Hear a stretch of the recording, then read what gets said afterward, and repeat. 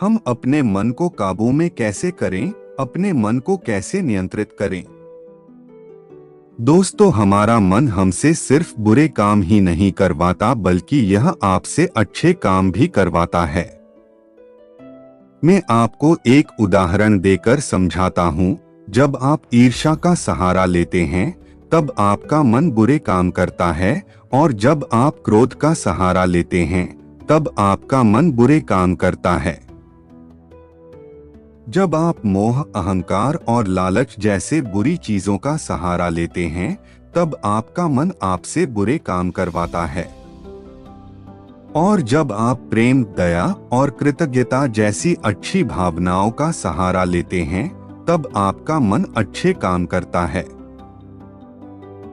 इसलिए समस्या मन नहीं है, बल्कि मन का इस्तेमाल किस तरह से किया जा रहा है, यह समस्या है। गौतम बुद्ध ने जागरूकता को इतना महत्वपूर्ण इसलिए बताया हुआ है, क्योंकि जागरूकता के द्वारा ही अपने मन को नियंत्रित कर सकते हैं। मन को नियंत्रित करने का मतलब यह नहीं है कि आपके मन में नेगेटिव विचार आने ही बंद हो जाएं। मन को नियंत्रित करने का सही मतलब यह है कि आपका कोई भी विचार आपको विचलित ना कर पाए। विचलित होने का अर्थ सिर्फ परेशान होना नहीं है, बल्कि खुश होना भी होता है।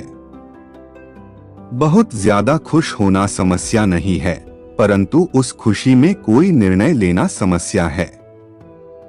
उदाहरण, किसी से कोई वादा कर देना।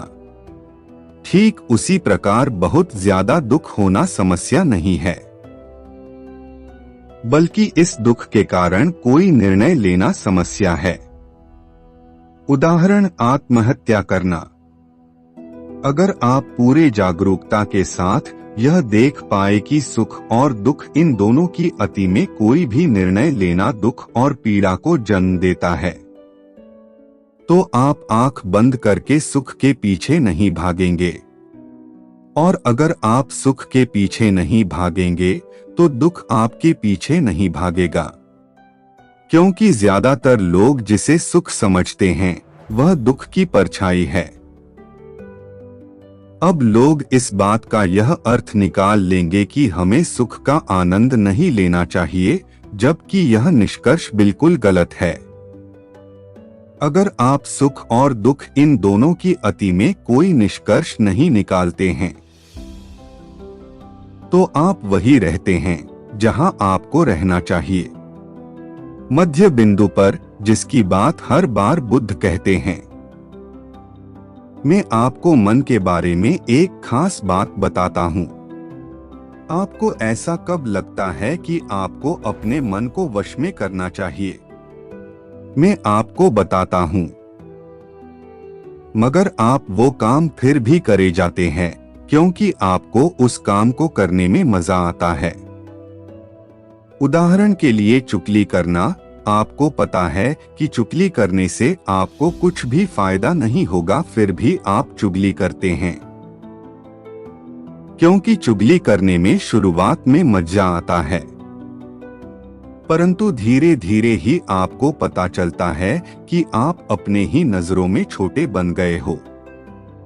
दोस्तों, गौतम बुद्ध के द्वारा दिया गया यह सूत्र मैं आपको आज बताता हूँ, जो आपकी जिंदगी बदल सकता है। और वो सूत्र है, जिन कामों को करने में शुरुआती में बहुत मजा आए, तो वह काम आपके लिए हानिकारक है। उदाहरण के तौर पर फनी और गंदे वीडियो देखना, वेब सीरीज, जंक फूड खाना और सुबह देर से उठाना इत्यादि। और जिन कामों को शुरुआती में करने में कम मजा आता है या बोरियत महसूस होती है, वो काम आपका जीवन बदल सकता है। उदाहरण के लिए किताबें पढ़ना, व्यायाम करना, सुबह जल्दी उठना, ध्यान करना और इंटरनेट का सही इस्तेमाल करना इत्यादि। हमें यह समझना चाहिए कि हमारा मन केवल बुरे कामों में ही नहीं लगता, बल्कि यह अच्छे कामों में भी लगता है।